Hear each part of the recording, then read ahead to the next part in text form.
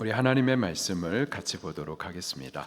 레위기 16장 1절부터 34절까지의 말씀을 본문으로 해서요, 이 날에 너희를 위하여 속죄하여, 이 날에 너희를 위하여 속죄하여 라는 제목으로 말씀을 나누도록 하겠습니다. 레위기 11장부터 15장까지는 정결의식법, 부정함을 씻는 정결케 되어지는 법에 대하여서 가르쳐 주시죠. 오늘 레위기 16장은 이 모든 죄를 갖다가 대청소를 하고, 모든 의식법을 말하지만 완전한 정결을 위하여, 한 번의 정결을 위하여서 한 날을 정해 주시는데, 바로 대속죄일에 대하여서 가르쳐 주시는 말씀입니다. 대속죄일, 죄를 속하되 대속죄일, 대청소해 주시는 날인 거예요. 1절 말씀을 같이 읽도록 하겠습니다. 시작. 아론의 두 아들이 여호와 앞에 나아가다가 죽은 후에 여호와께서 모세에게 말씀하시니라. 아멘. 아론의 죽은 두 아들 나답과 아비후를 말합니다. 레위기 10장에 이 나답과 아비후가 제사장으로 세워진 이후에 성소에 들어가서 다른 불로 분향하다가 하나님의 불에 의하여서 죽임을 당했었죠. 그리고 레위기 10장 그 죽임당한 이후에 곧바로 모세를 통하여서 저들에게 말씀을 주셨습니다. 술 먹지 말아라. 술 먹지 말아라. 술 먹고 취해가 가지고 분별하지 못하는 일이 없도록 해라. 죽는다. 술 먹지 말아라. 그렇게 레위기 10장에 말씀을 하셨었어요. 아론의 두 아들이 죽은 이후에, 오늘 본문에서도 아론의 두 아들이 죽은 후에 또 모세에게 말씀을 하십니다. 레위기 10장과는 시간적인 차이가 분명히 있어요. 그럼에도 불구하고 아론의 두 아들이 죽은 후에 라고 말씀하시면서 이 내용을 말씀하시는 것은 죽을 수도 있음에 대해서 경각하시라고 지금 강조해 주시는 말씀인 겁니다. 2절 말씀을 계속 읽겠습니다. 시작.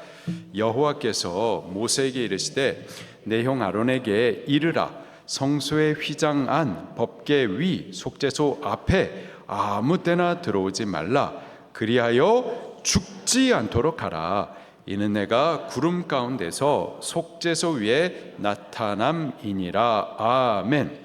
그리하여 죽지 않도록 하라. 만약에 잘못하면 죽을 수도 있다. 그러니 경각하여 잘 들으라 라는 말씀인 거예요. 뭐라고 경각해 주시는가 보니까는 내 형 아론에게 이르라. 성소의 휘장 안 법궤 위 속죄소 앞에 아무 때나 들어오지 말라. 지금 말이 복잡한데요. 성소의 휘장 안, 성소 본체 안으로 들어가게 되면은 우리 그 출애굽기 때 성막에 대해서 우리가 그림을 통해서 잘 배웠었어요. 반복적으로 보고 또 봤어요. 그렇죠? 근데도 지금 또 가물가물하시죠. 성소 본체 안으로 들어가게 되면은 방이 두 개가 나옵니다. 첫 번째 방은 성소, 거룩한 장소. 그렇죠? 두 번째 방, 더 깊은 곳에 두 번째 방이 있는데 지성소라고 말을 합니다. 지극히 거룩한 장소. 왜 그곳이 지극히 거룩하죠? 그곳에 무엇이 있기 때문에? 여호와의 법궤가 있기 때문에. 그 법궤 위 속죄소라고 말합니다. 법궤 뚜껑 속죄소 그 위에 하나님의 임재가 나타나기 때문에, 거룩하신 하나님께서 나타나시는 장소이기 때문에 지극히 거룩한 곳 지성소라고 말하는 거예요. 자, 그 성소, 그 지성소가 있고 성소가 있는데 그 둘을 구분하시기 위해서 커튼을 달아 놓으셨어요. 그 커튼을 성소 휘장이라고 말을 합니다. 자, 여기 성소의 휘장, 자, 성소와 지성소를 구분하는 성소 휘장 안쪽 하면은 지성소를 말하는 겁니다. 그 지성소가 있는 그 휘장 안쪽 법궤, 그 법궤 위 법궤 뚜껑이 뭐죠? 속죄소. 그 속죄소 앞에 아무 때나 들어오지 말라. 쉽게 말하면은 지성소에 들어오지 말라라는 뜻인 거예요. 지성소에 아무 때나 들어오지 말라. 아무 때나 들어오면 어떻게 된다? 죽는다. 왜? 하나님은 왜 그런지 계속해서 읽어보겠습니다. 이는 내가 구름 가운데서 속죄소 위에 나타남이니라. 지성소 안에 법궤가 있고요, 법궤 위에 뚜껑이 속죄소예요. 그 속죄소 위에 구름이 나타나는데 그 구름 가운데에서 거룩하신 여호와 하나님, 공의의 하나님께서 나타나신다라는 거예요. 그 하나님 앞에 죄인은 죽습니다. 하나님 그분은 거룩하시기 때문에 거룩하지 못한 것에 대해서 공격하세요.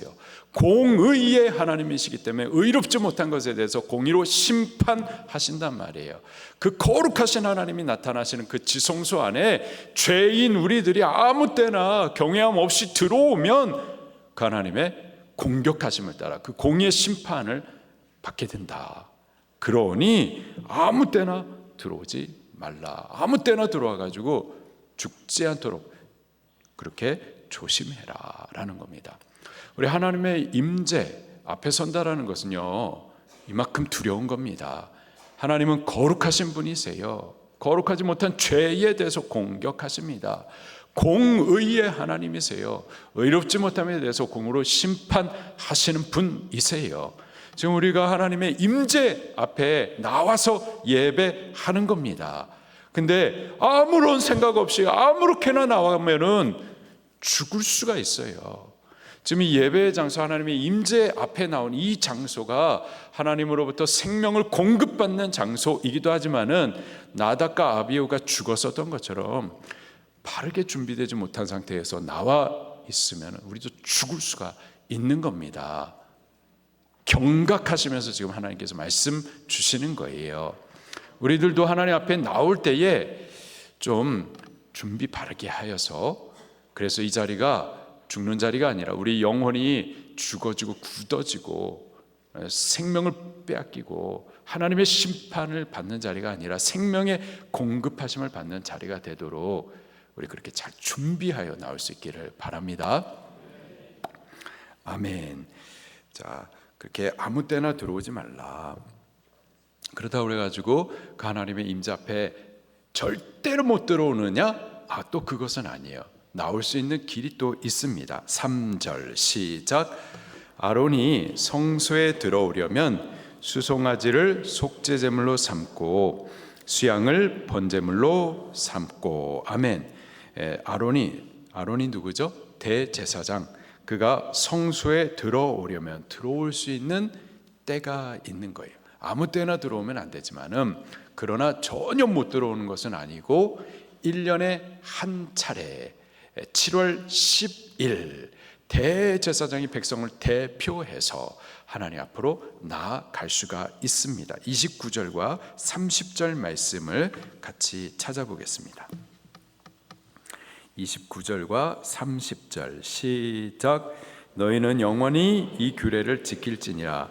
일곱째 달 곧 그 달 10일에 너희는 스스로 괴롭게 하고 아무 일도 하지 말되 본토인이든지 너희 중에 거류하는 거류민이든지 그리하라. 이튿날 너희를 위하여 속죄하여 너희를 정결하게 하리니 너희 모든 죄에서 너희가 여호와 앞에 정결하리라. 아멘. 일곱째 달 그 달 10일, 유대력으로 7월 10일, 바로 이 날에 너희를 위하여서 속죄하여 정결하게 하리니, 속죄하는 날이에요. 이스라엘 전체의 죄와 그 죄의 부정함을 대청소해 주시는 그 날이 있습니다. 이 날을 대속죄일, 히브리식 발음으로 욤키퍼, 대속죄일. 이 날에 너희의 죄를 속죄하고 너희를 정결하게 할 것이다. 너희의 모든 죄에서 너희가 여호와 앞에서 정결하리라. 바로 이 일을 위하여서 아론 그 대제사장이 백성을 대표하여서 속죄 지성소 하나님의 임재 앞으로 들어가게 되는 거예요. 이 대속죄일은 이스라엘 전체의 죄를 한 번에 다 씻는 대청소 날인 겁니다.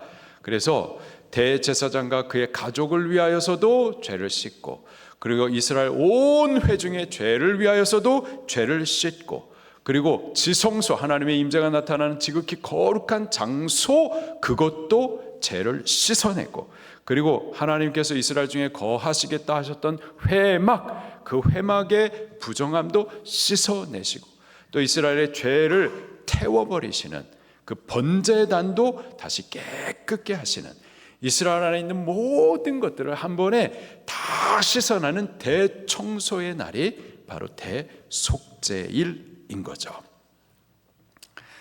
자, 이 날에 이 죄를 씻기 위한 일들을 위하여서 먼저 준비해야 될 것들이 있습니다. 준비해야 할 제사의 제물들이 있어요. 어떤 것들인지 같이 보도록 할게요. 먼저는 대제사장과 그의 가족이 그 죄를 먼저 씻음을 받아야 됩니다. 그 일들을 위하여서 준비해야 할 제물들이 있는데, 속죄제 수송아지 한 마리와 번제물을 위한 수양 한 마리입니다. 3절 말씀 시작. 아론이 성소에 들어오려면 수송아지를 속죄제물로 삼고 수양을 번제물로 삼고, 그리고 아론뿐만 아니라 이스라엘 모든 회중의 죄를 씻기 위한 속죄제 제물로는 수염소 2마리를 또 가져오게 하고, 또 번제할 수양 1마리를 또 준비하게 하십니다. 5절 시작. 회중에게서는 속죄 제물로 삼기 위하여 수염소 2마리와 번제물로 삼기 위하여 수양 1마리를 가져갈지라. 왜 이러한 제물들을 준비하게 하시는지를 설명을 해 주십니다. 6절 말씀 시작. 아론은 자기를 위한 속죄제의 수송아지를 드리되 자기와 집안을 위하여 속죄하고, 대속죄일 날 이 속죄를 위한 집례를 할 자가 대제사장이에요. 그가 백성의 죄를 속죄하기 위해서는 먼저 자기 자신의 하나님 앞에 속죄함을 받아야만 합니다. 먼저 회개함으로 정결해서, 그래서 백성들을 정결한 길로 인도해 줄 수가 있는 거죠. 그래서 자기 자신의 속죄를 위해서 먼저 수송아지를 드리고, 또 번제를 위한 수양을 준비하라, 그렇게 가르쳐 주십니다. 또 이스라엘 백성들의 죄를 쏟기 위한 번제 제물 수염소 2마리 그리고 수양 1마리, 이건 또 어떻게 쓰임을 받는지 7절 말씀 같이 보도록 하겠습니다. 시작. 또 그 2 염소를 가지고 회막문 여호와 앞에 두고 2 염소를 위하여 제비를 뽑되, 한 제비는 여호와를 위하고 한 제비는 아사셀을 위하여 할지며, 아론은 여호와를 위하여 제비 뽑은 염소를 속죄제로 드리고 아사셀을 위하여 제비 뽑은 염소는 산채로 여호와 앞에 두었다가 그것으로 속죄하고 아사셀을 위하여 광야로 보낼지니라. 아멘. 온 회중의 죄를 속할 속죄 제물은 수염소 2마리라고 그랬어요. 그놈들을 끌고 옵니다. 그리고 제비를 뽑아요. 그리고 제비에 뽑혀가지고 그 중에 1마리는 여호와를 위한 염소, 속죄제의 염소, 다른 1마리는 아사셀을 위한 염소, 이렇게 제비를 뽑게 합니다. 그리고 여호와를 위한 그 속죄제 제물은 여호와 하나님 앞에서 잡아 죽이고 그 피를 흘리고요. 그리고 나머지 아사셀을 위한 그 염소는 산채로 광야로 멀리 보내버리기 위해서 이렇게 준비하라 가르쳐 주십니다. 이 준비된 제물들을 가지고서 이제 11절부터 보게 되면 본격적으로 제사를 올려드립니다. 11절 시작. 자기와 집안을 위하여 속죄하고 자기를 위한 그 속죄제 수송아지를 잡고, 이렇게 속죄제를 잡습니다. 그리고 또 지성소 안으로 들어가기 위하여서 향로를 또 준비를 해요. 12절 13절 시작.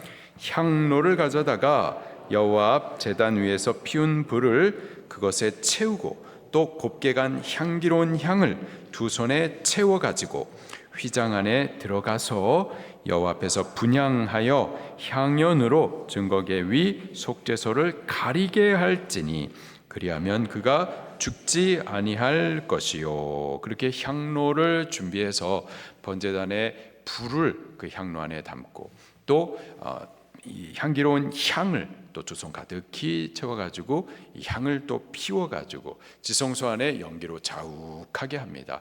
그래서 하나님의 거룩하심이 충돌하지 않도록 완충하기 위해서 연기를 가득히 채우게 하신 거예요. 자, 그 다음에 속죄제의 그 수송아지와 또 속죄제 염소 그놈들을 잡아가지고 피를 같이 들고서 지성소 안에 들어갑니다. 그리고 그 피로 지성소 안에 있는 법궤위 속죄소에 뿌려요. 자, 14절 말씀입니다. 시작.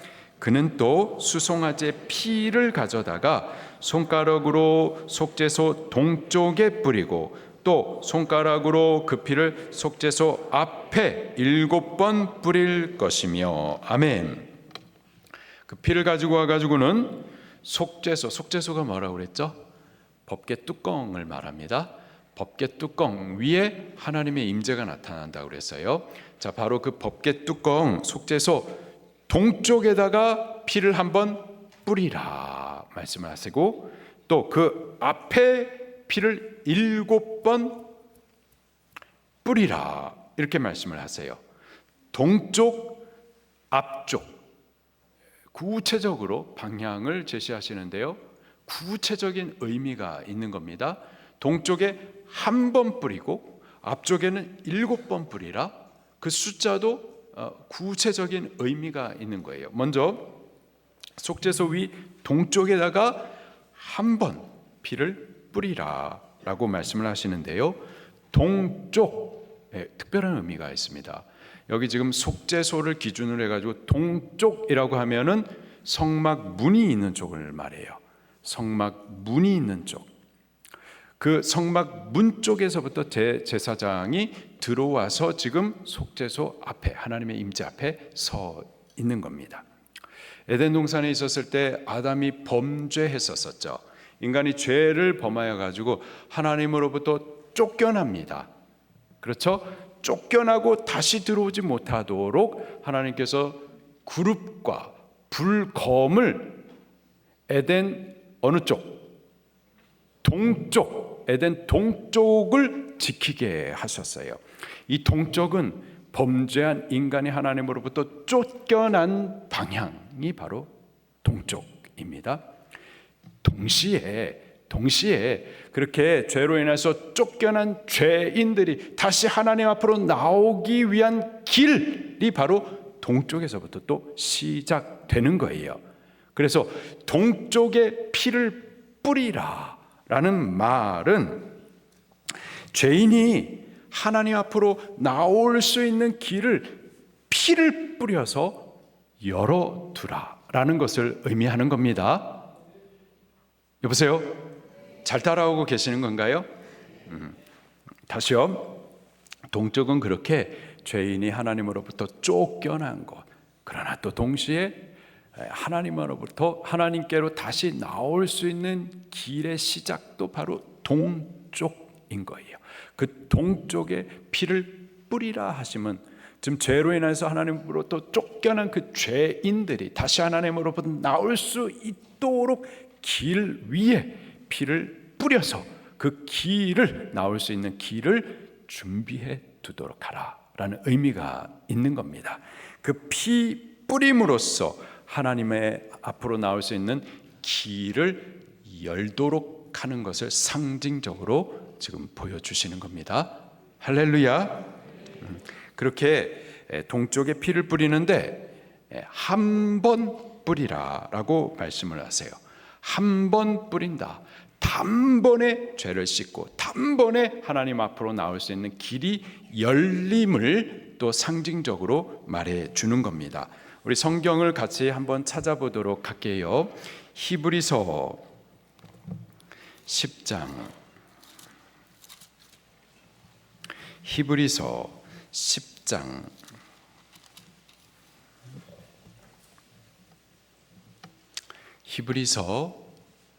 히브리서는 히브리인들에게 보내진 편지죠. 히브리인들은 이 레위 제사법에 대해서 익숙한 사람들입니다. 레위기를 바탕으로 기록된 말씀이 히브리서예요. 그래서 레위기에 나타나 있는 제사보다도 더 완전한 제사, 레위기에 기록된 대제사장보다도 더 완전한 대제사장, 누구시죠? 예수 그리스도. 사실 레위기에 나오는 모든 제사법들은 예수 그리스도를 상징해주고 예표해주고 있죠. 그 예수님에 대해서 기록된 책이 히브리서입니다. 자, 예수님께서 한 번에 완전하고 영원하게, 단 한 번에 완전하고 영원하게 죄인이 하나님 앞으로 나아갈 길을 열어두셨어요. 자, 성경을 같이 한번 찾아볼게요.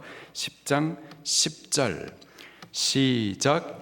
이 뜻을 따라 예수 그리스도의 몸을 단번에 들이심으로 말미암아 우리가 거룩함을 얻었노라. 아멘. 죄인이 하나님 앞으로 나오기 위해서는 죄 사함을 먼저 받아야 되는데요, 예수님께서 죄인이 하나님 앞에 나올 길을 단번에 열어두셨는데, 그가 십자가에 자기 몸을 들이심으로 피 흘려 주심으로써, 그래서 죄인이 동쪽으로 쫓겨난 그 죄인이 하나님 앞으로 다시 나올 수 있도록 그 길 앞에 피를 뿌려 주시되 단번에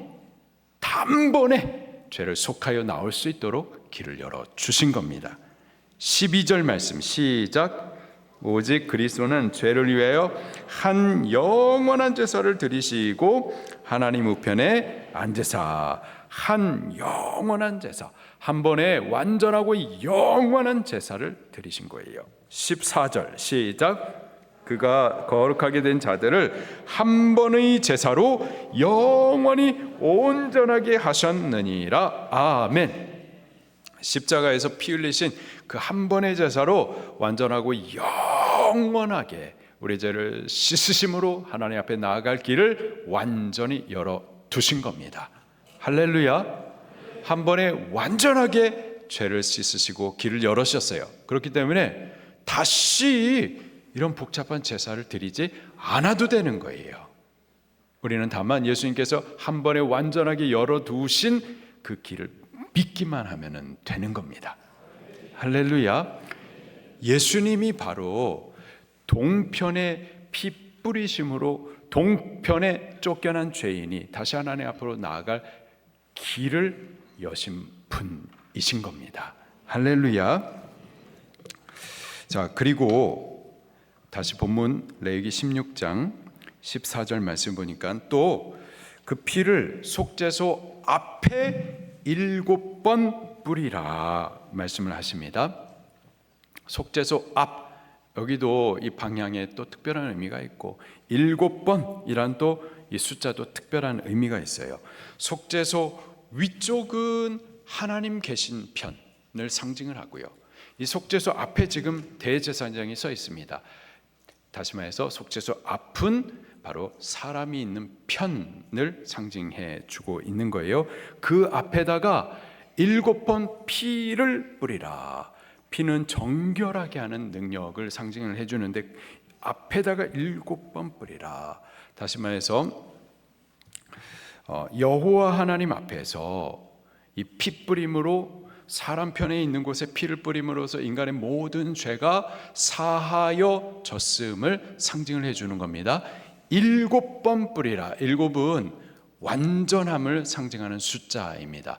7번 뿌림으로 그 죄가 완전히 속하여 졌음을 상징해 주는 겁니다.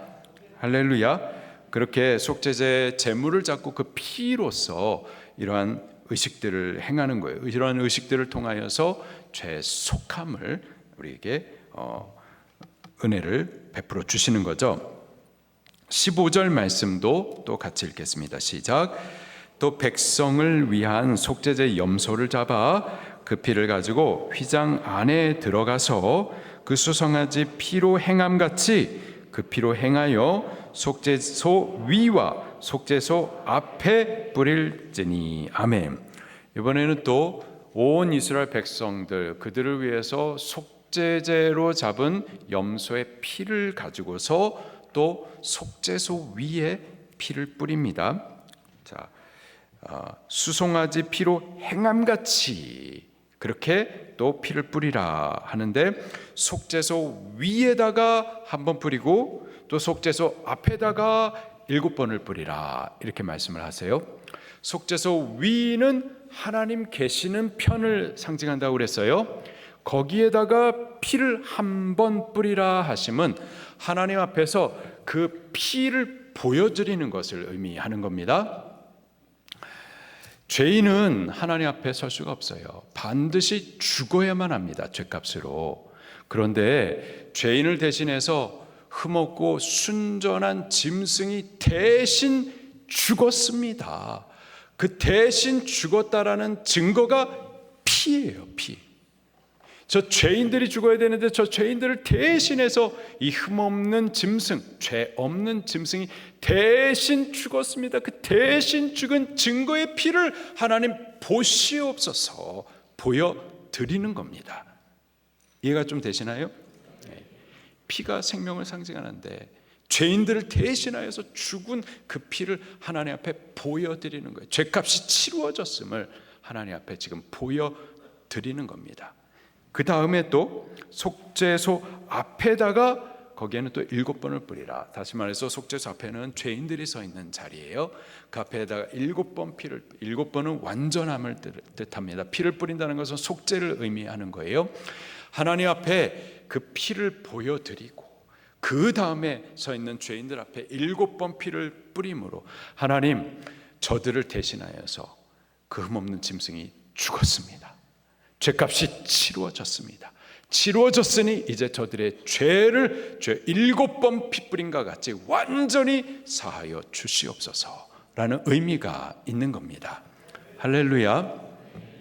지금 여기 뿌려지는 모든 피들은 예수 그리스도의 보혈을 상징해주고 또 예표해 주십니다. 예수님의 피가 동편으로 쫓겨난 우리로 하여금 하나님 앞으로 다시 나아갈 살 길을 열어 두셨어요. 또 예수님의 피가 범죄한 우리가 그 죄로 인해서 하나님 앞에 죽어야만 하는데 우리를 대신하여서 예수님이 죽으셨음을 하나님 앞에 보여드리심으로 우리의 죄가 완전히 사하도록 하나님 앞에 호소해 드리시는 겁니다. 할렐루야. 자, 이렇게 속죄소의 피뿌림으로 정결케 하거니와 또 16절부터 19절 말씀을 보게 되면은 지성소를 위하여서도 또 정결케 하는 일을 하고, 또 하나님께서 이스라엘 백성 중에 거한다라는 그 회중을 위하여서도 정결케 하는 일들을 하고, 또 이스라엘 백성들의 죄를 속하기 위하여서 제사가 드려지는 번제단을 위하여서도 또 피를 뿌리는 이런 의식을 행합니다. 16절부터 또 18절까지 19절까지 같이 읽겠습니다. 시작.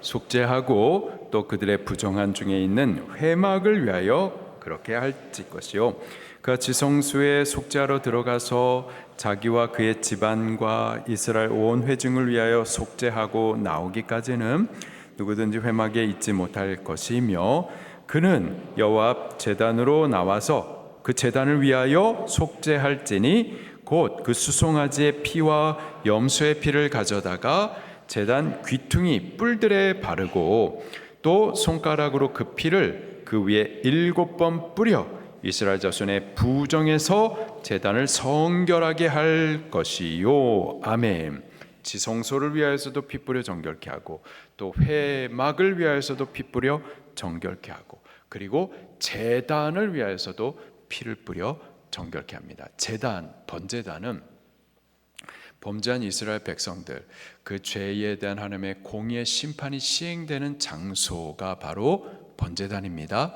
그렇기에 그곳에 짐승이 목다 피를 쏟아내는 죽음이 시행이 되어지고, 또 각을 뜨면서 조각조각 잘라내며 한 번 더 죽이는 그 죽음이 시행이 되고, 또 그 조각조각 잘라진 그 고기들과 나무와 함께 번제단 위에 완전히 불태워 죽여버리는 이러한 죄에 대한 하나님의 공의의 심판이 바로 그 번제단 위에서 시행됩니다. 번제단이 바로 그러한 장소예요. 죄에 대한 하나님의 공의의 심판이 시행되는 곳입니다. 동시에 그곳은 그 짐승이 죄로 인하여서 하나님 앞에 심판받아 죽음과 동시에 진짜 죽어야 될 그 죄인들은 그 짐승이 죽음으로 인해서 죄값이 지불되어짐으로 저들은 죽지 않고 죄 사함을 받는 은혜가 부어지는 장소가 또 번제단이기도 한 거예요. 그 은혜가 부어지고 죄 사함이 부어지는 그 권세, 그 피의 권세, 죄 사함의 은혜의 권세를 상징하는 것이 이 제단의 네모퉁이의 뿔들입니다. 그 뿔들의 피를 바르라 말씀하고 있어요. 이 뿔은 죄 사하시는 은혜의 권세를 말하는데 그 권세가 어디로부터 나타나느냐? 피 뿌리심을 통하여서 나타나는 겁니다. 예수 그리스도의 피를 통하여서만 우리의 죄의 사함을 받을 수가 있는 거예요. 우리 죄 사함의 능력, 그 권세는 예수님의 피 뿌리심의 은혜 위에 있는 줄로 믿습니다. 바로 그것을 상징하고 예표하면서 제단 뿔들의 피를 바르는 거죠. 자, 그 이후에는 이제 아사셀 염소를 광야로 보내요. 20절 말씀부터 22절까지 또 같이 보도록 하겠습니다. 시작. 회막과 제단을 위하여 속죄하기를 마친 후에 살아있는 염소를 들이되 아론은 그의 두 손으로 살아있는 염소의 머리에 안수하여 이스라엘 자손의 모든 불의와 그 범한 모든 죄를 아뢰고 그 죄를 염소의 머리에 두어 미리 정한 사람에게 맡겨 광야로 보낼지니 염소가 그들의 모든 불의를 지고 접근하기 어려운 땅에 이르거든 그는 그 염소를 광야에 놓을지니라. 아멘. 이스라엘 온 회중의 죄를 사하기 위한 속죄 제물로 수염소 2마리를 가져오라 그러셨어요. 그래가지고 제비를 뽑아서 하나는 여호와를 위한 염소, 하나는 아사셀을 위한 염소. 여호와를 위한 염소는 죽여가지고 그 피로 제단에 피를 뿌렸었습니다. 그렇죠? 나머지 1마리 아사셀을 위한 염소는 살려두라 하셨고, 이제 이 염소를 가지고 와서는 아론 곧 이스라엘의 대제사장 그가 두 손으로 이 염소 아사셀을 위한 이 염소 머리 위에 안수합니다. 안수하면서 이스라엘 모든 회중의 죄를 다 여호와 하나님 앞에 아뢰는 거예요. 다 자복하는 거예요. 그 자복할 때 이 안수된 손을 통하여서 이스라엘의 모든 죄가 이 아사셀을 위한 염소 머리 위에 전이 됩니다. 그래서 이스라엘 모든 죄는 이 염소 머리 위에 다 전이됨으로 죄는 여기서는 이제 사라지고 이 모든 죄가 이 아사셀의 염소 머리 위에 쥐어지게 되는 거예요. 이해가 되시죠? 네, 잘 집중하고 따라오고 계시는 거죠? 자, 그런 다음에 이제 이스라엘 모든 죄를 머리 위에 진 이 아사셀을 위한 염소를 끌고 광야로 데리고 갑니다. 그리고 계속 끌고 가다가 이제 사람으로서는 더 이상 갈 수 없는 곳까지 간 다음에는 이 염소 혼자 이 광야 멀리 보내는 거예요. 멀리 보내가지고 보이지 않도록 완전히 사라지도록 산채로 광야 끝으로 보내버립니다. 여기 아사셀을 위한 염소라고 말하는데 이 아사셀이라는 이 단어가 염소를 뜻하는 단어 as라는 단어와 또 보내다, 버리다 라는 뜻을 갖고 있는 아잘, 그래서 아잘 훅 합해가지고 아사셀로 발음하는 거예요. 그래서 그 아사셀, 그 이름의 뜻은 멀리 가버린 염소. 다시 말해서 보내진 염소, 멀리 가진 염소, 보내진 염소라는 뜻이 아사셀인 겁니다. 자, 그 아사셀 머리에 죄를 갖다가 다 전이시키고 멀리 광야로 내보냈었어요. 이 아사셀 염소는 역시 또 예수 그리스도를 상징해주고 예표해 주는 겁니다. 요한복음 1장 29절에 세례 요한이 예수님을 볼 때 성령의 감동을 따라서 예수님을 이렇게 소개를 해주고 있는데, 세상 죄를 지고 가는, 세상 죄를 쥐고 가는 이 아사셀 염소도 이스라엘 온 회중의 죄를 안수한 손을 통하여 그 머리에 졌어요. 그 죄를 지고 멀리 광야 끝으로 갔었습니다. 바로 그 아사셀 염소가 예표해 주는 대로 예수님께서 이 땅에 오셔가지고 이 땅의 모든 죄, 우리의 모든 죄를 지시고 그리고 십자가 위로 올라가신 거죠. 그리고 이 아사셀 염소는 또 동시에 그 모든 죄를 머리에 지고 광야 끝으로 보이지 않도록 가버렸어요. 그렇죠? 이는 우리의 모든 죄가 이제 보이지 않도록 사라져버리고 하나님께서 다시 기억지 아니하실 것에 대하여서도 가르쳐 주시는 말씀인 겁니다. 우리 성경 말씀 한번 같이 찾아보도록 할게요. 시편 103편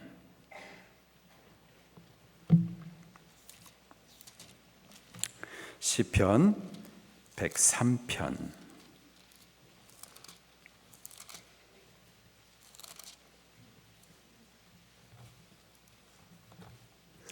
시편 103편 11절 12절 말씀을 10절부터 같이 볼게요. 10절, 11절, 12절 시작. 우리의 죄를 따라 우리를 처벌하지는 아니하시며 우리의 죄악을 따라 우리에게 그대로 갚지는 아니하셨으니 이는 하늘의 땅에서 높음 같이 그를 경외하는 자에게 그의 인자하심이 크심이로다. 동이 서에서 먼 것 같이 우리의 죄가를 우리에게서 멀리 옮기셨으며. 아멘.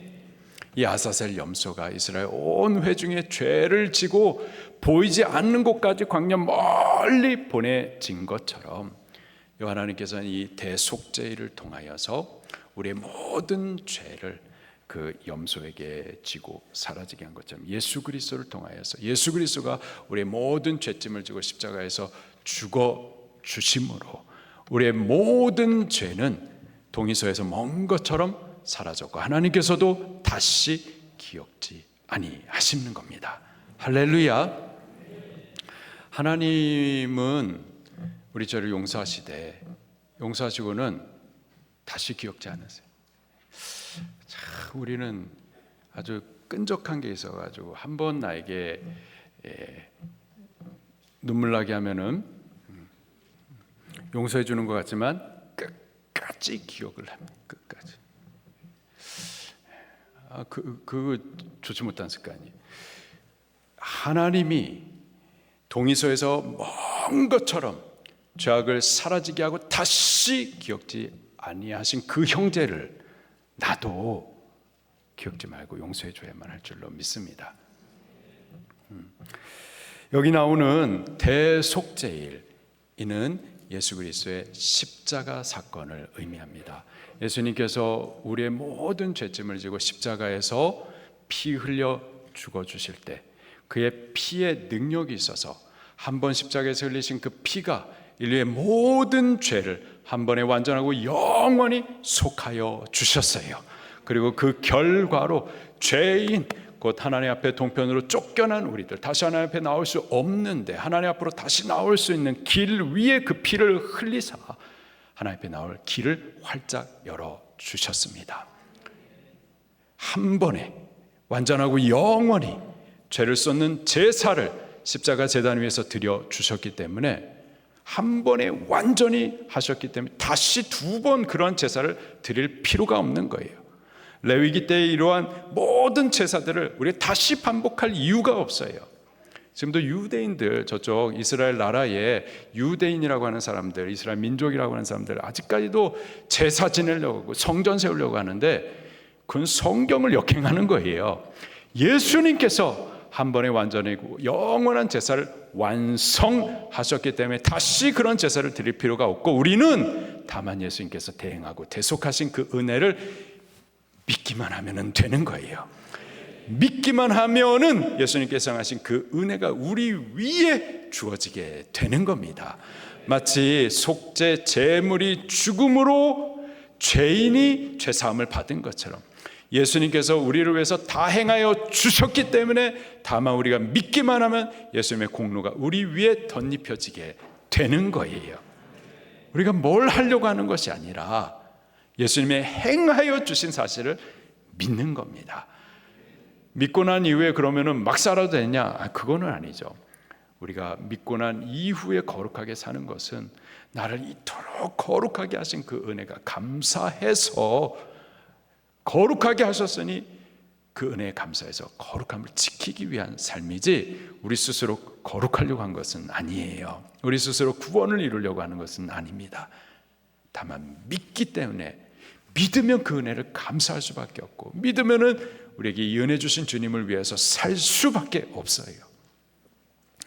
우리 믿고 주를 위해서 살아드릴 수 있기를 예수님 이름으로 축원합니다.